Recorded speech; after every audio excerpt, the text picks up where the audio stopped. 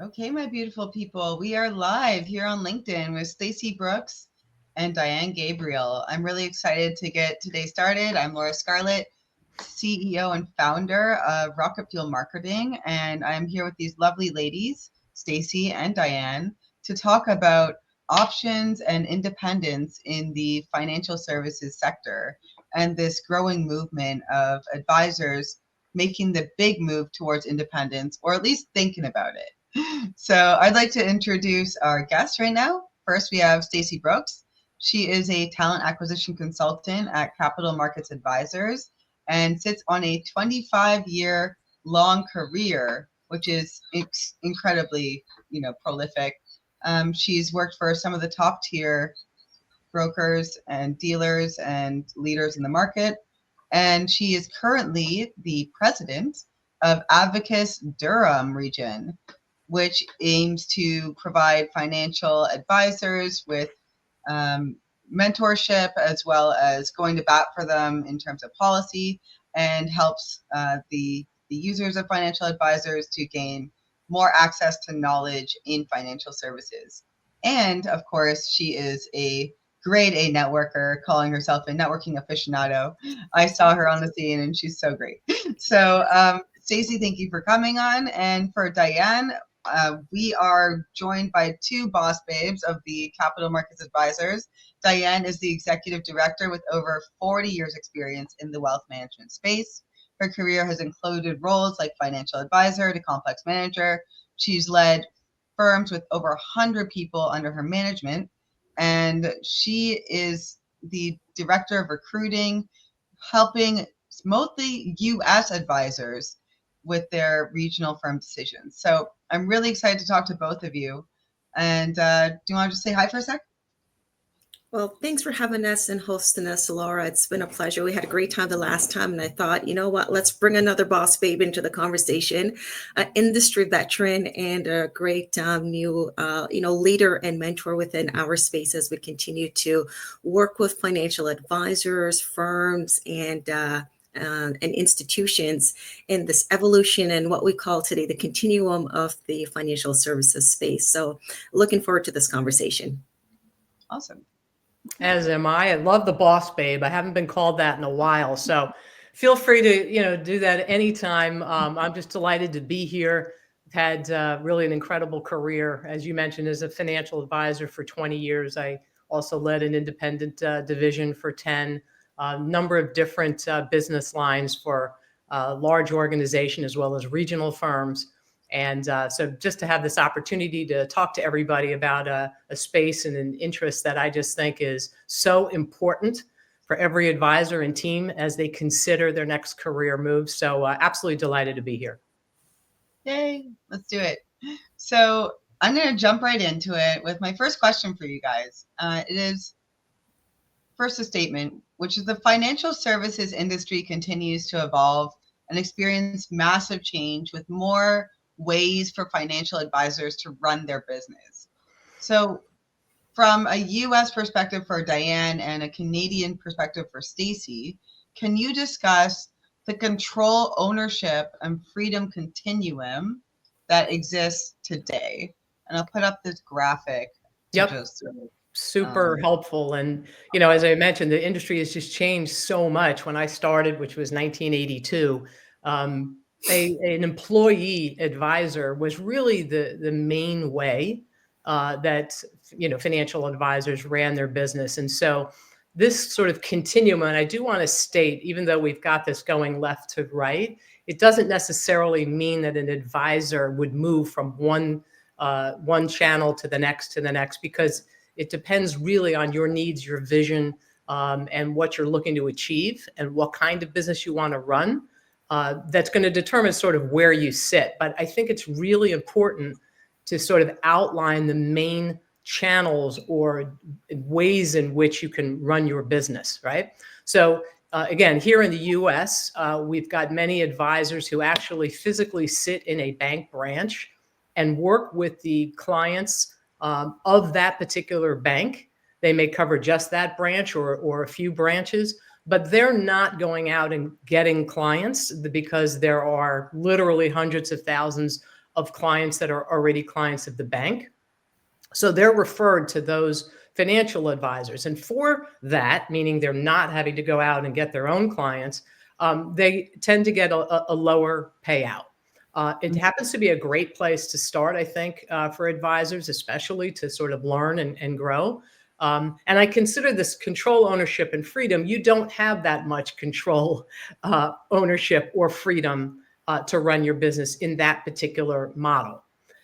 The second chevron there is typically here in the US, a much larger position and number of advisors. About 85% of US advisors fall into the typical branch model. So there you are, although you're sitting in a branch, you are the one responsible for going out and getting new clients, right? Going out and adding those assets to you. For that, you tend to get a higher payout. The firm is choosing where you locate, how many people are supporting you, what kind of branch environment you have. So what we're seeing is beginning to see more and more advisors wanting a bit more of that control, ownership, and freedom of some of those things. And they are moving into the independent contractor status. That's called the 1099 model. Now, what I've seen more recently has been a shift to what I call supported independence. And because some advisors have fears, and I think Stacey is probably going to talk about that a little bit later, about why they wouldn't want to go independent. And this concept of supported independence actually makes it easier for those advisors who may have concerns. They don't want to have, to own a business per se. They don't want to have to make all of those decisions. They can join an existing independent team, and they may take a bit of a cut in what they're going to be paid, but they don't have all the responsibilities that a business owner would have. And we've actually seen some additional cases where you can remain an employee of the broker dealer, however, get a significantly higher payout because you join one of these teams. So that, to me, is one of the really exciting changes that we've seen of late. We've also seen that advisors are interested in having their own they want to be a registered investment advisor, an RIA. However, they don't want to give up their Series 7 license because they want to still be able to do individual stocks, bonds, funds. They don't want to just be 100% advisory or advice driven. And so this hybrid RIA concept is out there as well, where your business done as a Series 7 financial advisor is tied to a specific broker dealer. However, your client assets that are advisory are held at, it can be actually more than one custodian. And you're seeing a lot of advisors interested in this space as well. And then finally, fully RIA, where you give up your Series 7 and you're doing 100% advisory and advice fee for service type of business. So that's the continuum here in the US. Okay, amazing.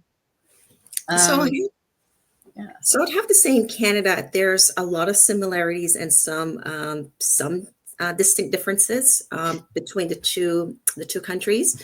And in Canada, the independent wealth segment is experiencing rapid growth, like most, just like the US. Although most advisors are still operating, or maybe choosing to operate, still within a traditional bank-owned channel, and but the independent firms or boutique firms are really gaining a lot of traction.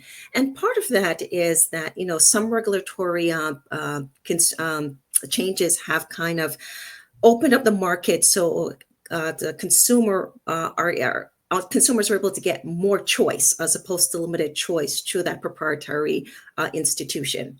So advisors are looking for options to offer more personalized service with a little bit more personalized branding that they want to give to the clients, a broader product shelf, and then a higher potential for profitability as a whole. The continuum in Canada is not that vastly different. And as Diane said, it's not Chevron after Chevron after Chevron. It could be, you decide whom you want to become as a business owner and decide the path that you want to take, and you can jump from any one of them. So you'll find a large contingent of advisors are still within the traditional bank-owned branch, especially younger advisors that are maybe entering into the industry. I think this is a great space for younger individuals to start off their career. They are completely supported. The infrastructure is there. They have clients that are coming to them, so they get to hone their skills, enhance their learning, and master their talent within that space. They are regular employees, so you're typically a salary plus a bonus from that perspective. And then they can pivot from within that bank space to like a bank-based firm or fully integrated firm where, it's still a supported environment, but you're still under the umbrella of the large banks to be a part of that, but you're part of their broker-dealer offering. So again, you're out there hunting a little bit for yourself to bring in new clients, but you're still able to get clients referred to you from within the bank channel.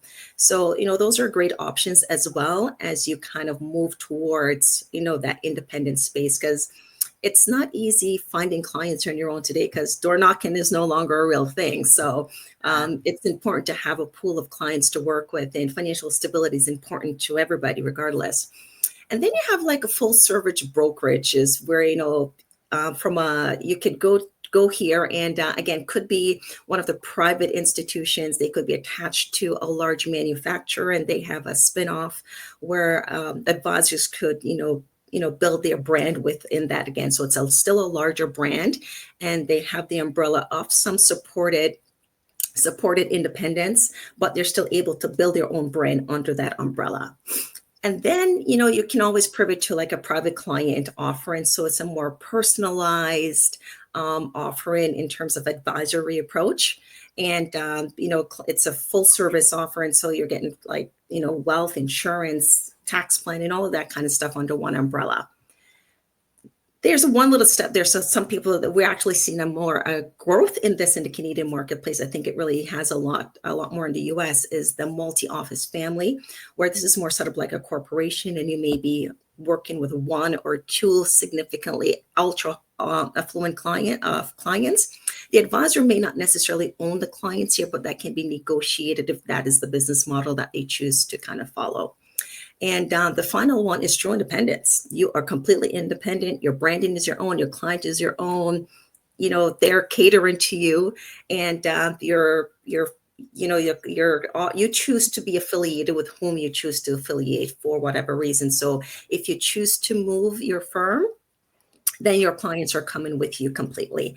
And, that's the kind of continuum. We're seeing a significant growth in some of the, the private client kind of space where you're seeing assets moving from 50 million to 75 million.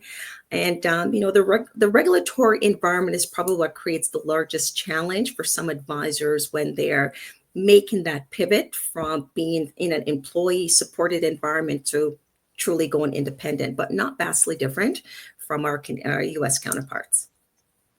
I'm a money girl, so I want to know which one of these options has the largest potential upside. Well, I'll just answer that generally. I don't necessarily think that those options provide the upside. I think that especially as you get a little bit more independent, we'll talk a little bit more about this in a few minutes, but you have the option to run your business in a way that suits you and your team. And what I've seen in the independent space is those advisors tend to really focus on growth. That is a main driver of their business, growth as well as building equity value in a business to ultimately, sell one day. So I think as far as from an advisor's perspective, I think that the opportunity to have an ultimate larger worth of your practice and ultimately make more and bring in more assets tends to happen more in the independent space from my perspective. I would echo that sentiment. It would be the same that if you're looking at it from a pure money gal perspective, the independent space or a higher portion of independent control will technically have a higher payout for the advisor.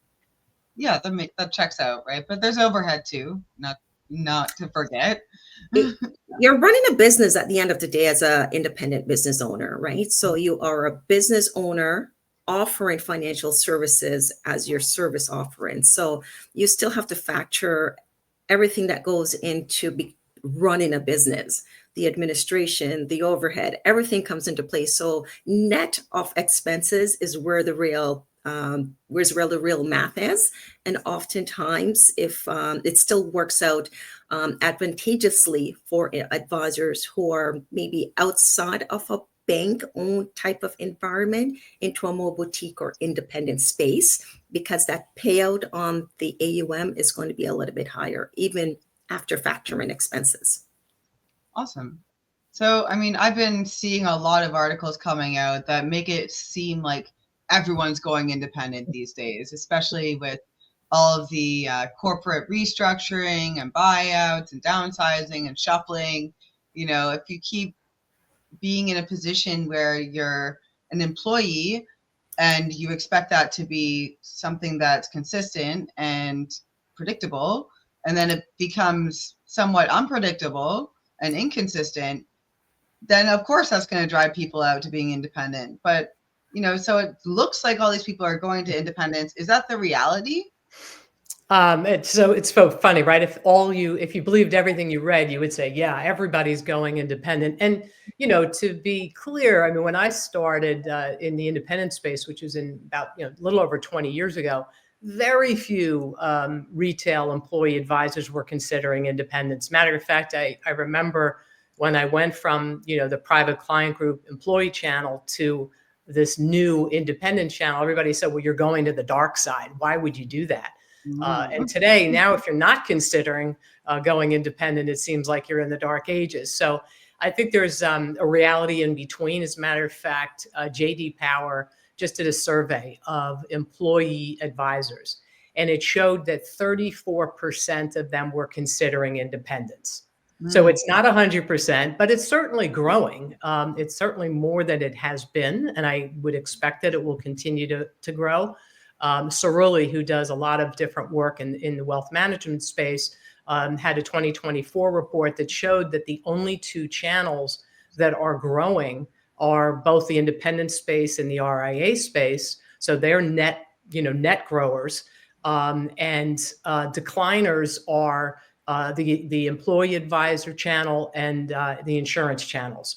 So yes, I mean, clearly there is a shift, and there has been an ongoing shift, but there's still 2/3 of the employee advisors that aren't considering it. So I think you have to sort of weigh what you read with what is the reality.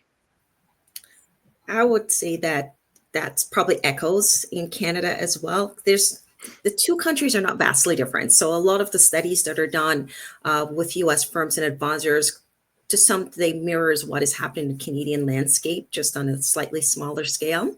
And, the majority of advisors who are still looking to go independent they're largely still affiliated with bank affiliated firms from that perspective, because they're still looking for that supported independence, or they're looking for a brand. Depending on the demographic that you're in, some consumers would like to do business with a brand. So they are affiliated with larger brands and institutions for that reason.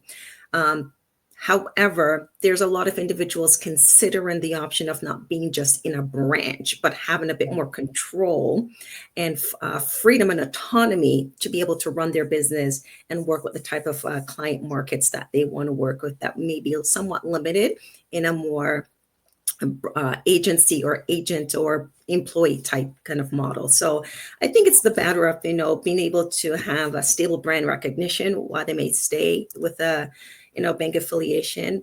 But I think the options to go independent is really to have greater autonomy and freedom, and to run the business based on their terms. Pop quiz. Yeah. How much do you think consumers hold weight for the brand versus the individual? I'll take that one. It's interesting. I've obviously been in the recruiting space many, many years. And, if you take a look at the number one fear that an advisor has when they are considering a change, is that their clients won't come with them. The reality of what we see, however, is if you have a strong relationship with that client, and not just the client, but what I call the intergenerational relationship. So you're working with a few generations of that client, and you truly have, a deep, meaningful relationship. The clients are coming with the financial advisor. They are moving with that financial advisor. There is a fear, again, I hear it a lot, that the brand, it's so important. It's got to have a huge name. My clients will worry if I affiliate with a firm or I go RIA and I don't have a big name behind me. That I haven't seen that to be true. The transition rates with the advisors that we work with that move to a different, a different firm or their own RIA are tremendous. And it's not only the percentages are really high, but how quickly that happens. Right. A lot of that has to do with the fact that you've got a digital onboarding optionality today that you used to have years ago. Right. Before you probably had to get them to sign off on paperwork physically. Yes. Yes. And now it's just like a quick, DocuSign done. Yes. That's so awesome. Yeah, I read that stat as well. Something like 85% of the clients will follow you. Absolutely. It's a relationship business. And I think the client experience echoes that as well, that, wherever you go, I go. So we recently moved an advisor from a bank-owned firm to an independent firm. And, that was a hesitation. But for the most part, 90 to 95% of his clients went with him to the new firm. Nice. That's great. And then you get more of the upside from those same clients. So it works out. Absolutely, because now there's more. The product shelf is broader, particularly coming from a banking type of institution to an independent institution. Which, by the way, I mean, that commentary there is probably one of the primary reasons that advisors, move to an independent option.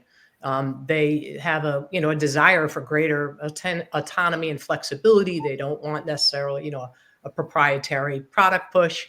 Matter of fact, Schwab did a study recently where 98% of their independent advisors said that the number one reason that they went independent was their ability to provide more of a personalized advice to their clients, right? And, they could align their vision and their client service model. So it's much more, based on, what they believe is, the right product, service, technology platform that will support their clients' needs. And there's a slight downside to sometimes the big brands too, because if the brand is going through a bit of a negative press based on certain circumstances, it can tarnish sometimes those client or can taint the client perception of that institution and the advisor's affiliation with that institution. So it can go both ways, but I think ultimately it is the strength of that relationship between the client and the advisor that will make that determinant factor. Nice. We've got some good stuff happening in the comment section. I just wanted to read out David O'Mara, who said, for me as a client who's nearing retirement, he's more comfortable with the firm that the advisor's at. In his early days, he was happy with independent for more flexible strategies. So yeah, I think it does, risk tolerance is a thing, and appetite. And stability, because again, the smaller the firm, the question is, are they going to be there in 5 years or 10 years time or what have you? How progressive is that firm versus a 100-year-old, 200-year-old, 300-year-old institution? But also, I think, a factor of this, which is not a part of this conversation, is the age of the financial advisor and the age of their clients. So, that's another part of the question, and how that advisor is bringing in the next generation to continue to serve the client. And by the way, that brings me up to another reason you're seeing independence, the interest in independence grow, is the ability to build a team the way you choose and want, rather than have the constraints that sometimes exist, right? With, if you're an employee where you can only hire a certain, number of CAs, a client associate. And you may want, to provide I'll just call it Ritz-Carlton experience rather than a Holiday Inn experience. And you may want to, have certain benefits available in your branch, your own environment for clients. And when you're independent, you can make those decisions, right, of how much staff to have. Hire junior advisors, even though it might cost you a bit in the short run. In the longer run, right, it's going to end up having that next gen talent can help you build those deeper generational relationships with clients. So, I think that these are just some of the other factors that are going, in consideration as advisors are looking to move independent. There's many other reasons, but I definitely think that this ability to build your team as you believe is for your needs today and tomorrow is super important. So, I mean, you've given all these great reasons for independence. Why do you think, well, actually, no, I want to get into Brett Evans' question first, and then I'll ask that last one. Mm-hmm. Brett asked, how important is technology to advisors and the industry in general? Well, I'll do my part here on another reason people are considering independence. It's very important. By the way, you can have all the technology in the world. If you don't use it, of course, it's useless. But, technology, AI has made the role of an advisor easier to do business with clients. And as an independent, you very often get a choice of a number of different technology solutions rather than the one the firm is picking for you per se. And so, the technology stack, today, product and service and technology, they're all commoditized. The differentiation is very, very small. But you'd be, what I see in the independent space and RIA space is their ability to build phenomenal tech stacks. Has been a real game changer for financial advisors. And again, making it easier to do business with clients and also handle some of the regulatory edicts and responsibilities. I think it's crucial. And if you don't have the right technology, I think that it's going to be very difficult to do, a really great job for your clients. And I think it's the importance of that too is just to help with systems and processes in terms of your onboarding and client servicing. And it's important that you are able to choose the technology, as Diane said, that makes sense for your practice and for your staff. Because again, automation is so important, and you want to ensure that the technology is speaking together to create that overall client experience. And, utilizing things like AI that you get to choose on how it plays an important role into your practice makes a huge difference. Now, keeping in mind, a lot of these institutions are looking at their own AI and back office and how it can truly support their financial advisors. So again, whether you're going the independent route, the hybrid route, or you're staying with, a banking institution, I think everybody's looking at their tech stack and looking at how it's going to make their lives easier, not only for the advisor, but also for the overall client experience. So very important role to integrate it. Yeah. So as a financial services professional in the brokering space, mortgages, it was said, and I think this also applies for financial advisors, over 50% of the jobs will be replaced by technology in the next 10 to 15 years, specifically AI. That's if you're doing low-level stuff. And so that might be cause for panic for some, but there's an adage that said over and over, which is that AI will not take your job. Somebody using AI will. And there's some really clever ways to use it that aren't typically spoken about. There's your obvious CRM, regulatory stuff, calculating stuff. That's fine. But as an advisor, it's not just about making money. It's about keeping that money, and it's about saving money so that you can allocate more into your investments, right? So if you're the type of financial planner that says, hey, let me plug all your data into this subscriptions calculator, right? Okay, you have $800 worth of software subscriptions and TV channels. Which one of these do you want to part with? And then we can reinvest that in your portfolio. Like these things, you will be so memorable as an advisor if you're personalizing service to this degree. So I think in an age where everything is becoming technologized, that personalization and leveraging it to give more personalized service to your clients is really what's going to set you apart. The advisor of the future must adopt AI into their service offering. If not, you will be left behind, because the clients of today are, to some degree, it's table stakes and they're expecting it. So the value of advice is the power that the advisor brings to the table. The utilization of technology and software is how they're able to create that experience where the power of advice comes into play, or speaks even that much louder. Absolutely. Okay, so it seems like for me, I love the idea of, the independent space. Let's say that I was someone that's, in that first side of your previous chart where they're still working at a branch or under a big brand team, and they're thinking about independence. What should they consider when exploring these options or leapfrogging between these options? Diane, maybe you want to start with the US side, and then Stacy can. Yeah, I mean, I think in this scenario, my guess is they're not too different. I mentioned already, the concern that clients won't follow them. That's one of the reasons advisors consider not doing it. Hopefully I've dispelled that. I think there's also, you need to consider how much time you want to spend outside of what you love, meaning the more time you have to spend not doing, providing advice to your clients.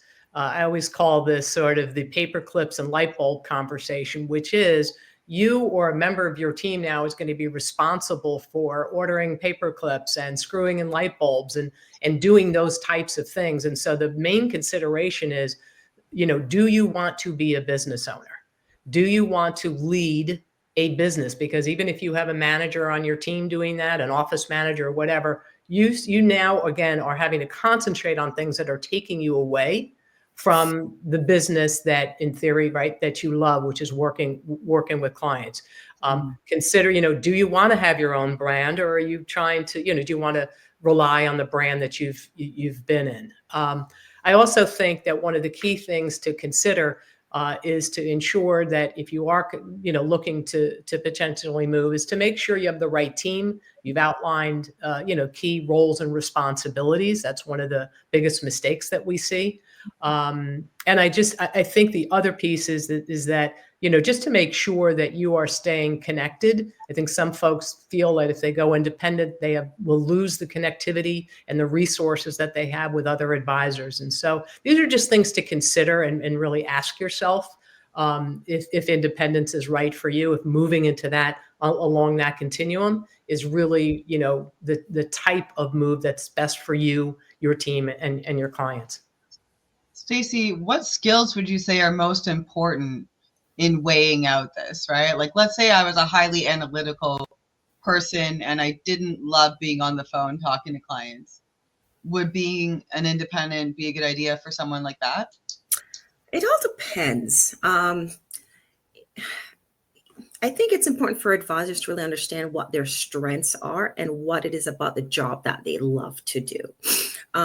Being independent really has two complete factors: is finding the clients and then doing the client work. And you need to understand, do you have more fun in the business development side of the business, or do you have more fun on the planning or the solution creation side of the business?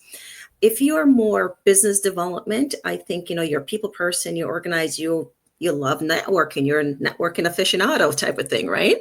And you're out there meeting people and you're making those necessary connections, and you're putting together, working with marketing to say, what are the strategies that's going to attract the right clients that we want to work with? If you're more on the portfolio construction and management side, I think it's important that maybe independence is not going to be the best scenario for you where you're working by yourself. It's best to be a part of a team or staying in an environment where you are part of a larger team and you have a more specialized role, so you can focus on the thing that you absolutely love the most.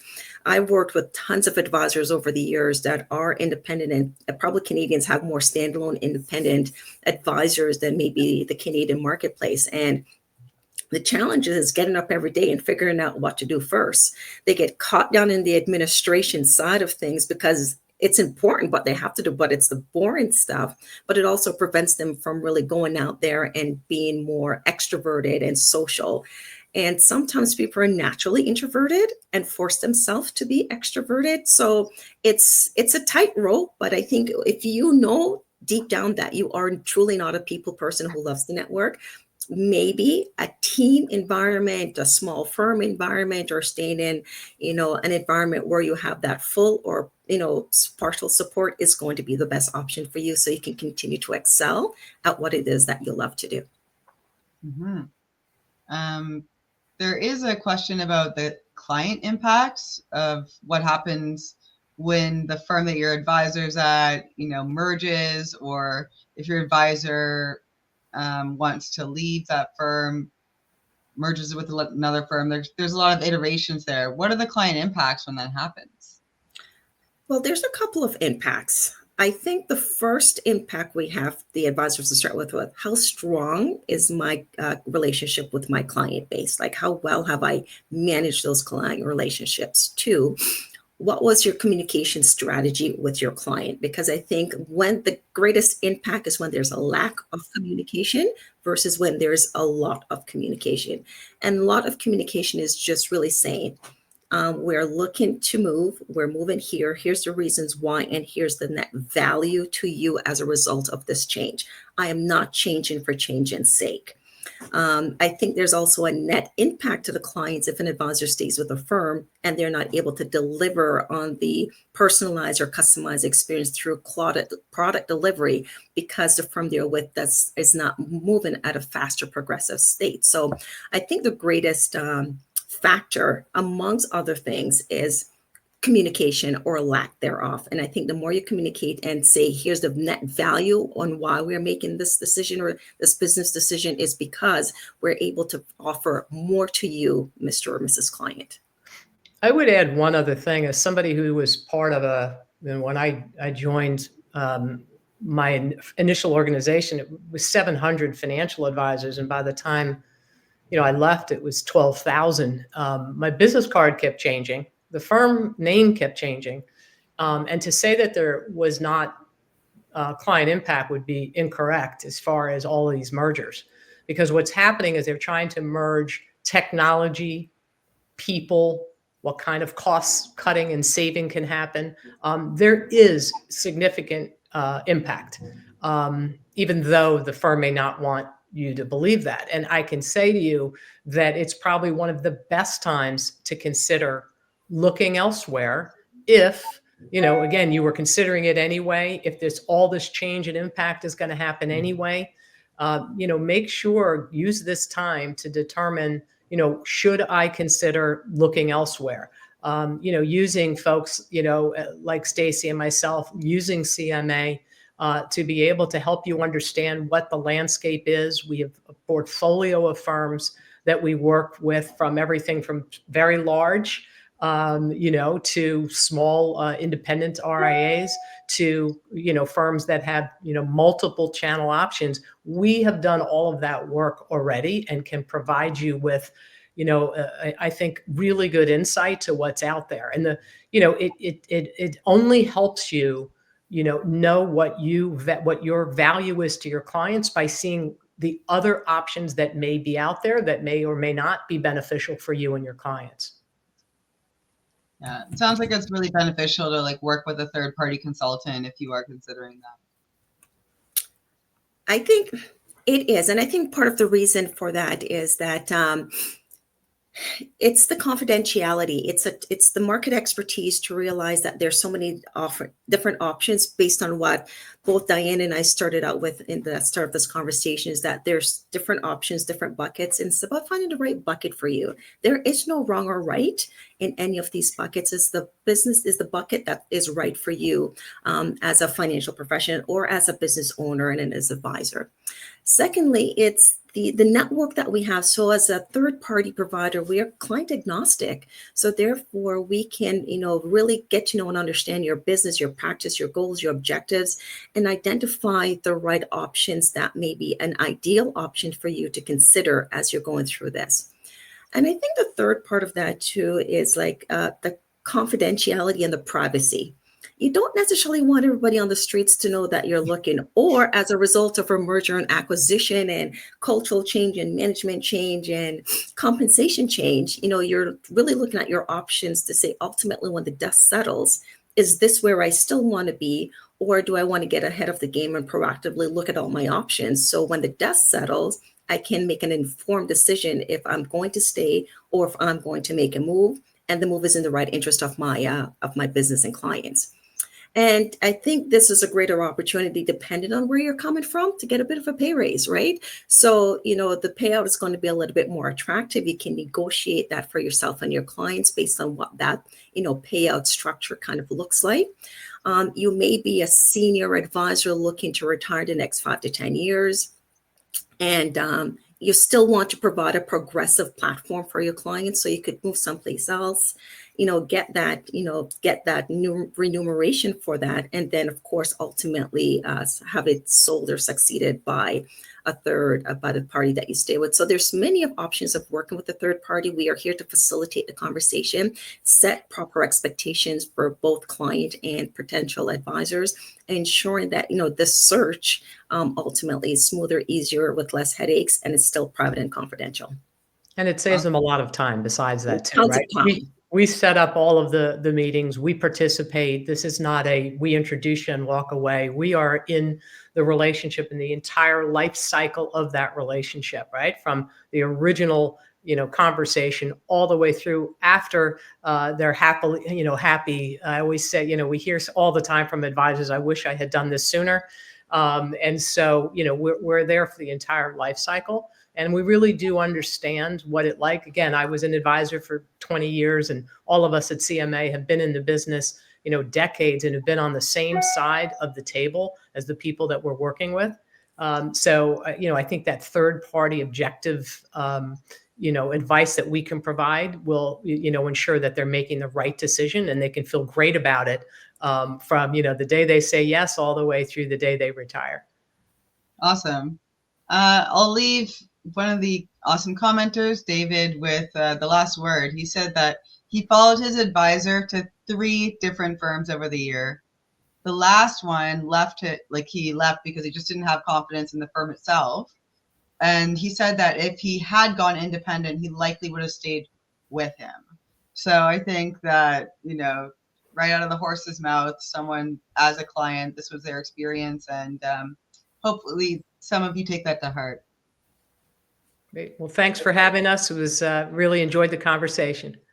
Yes, thank you both. And so people can reach out to Stacy or Diane at their respective LinkedIns. They are here and happy to discuss with anyone looking to make a move or just explore options in confidence.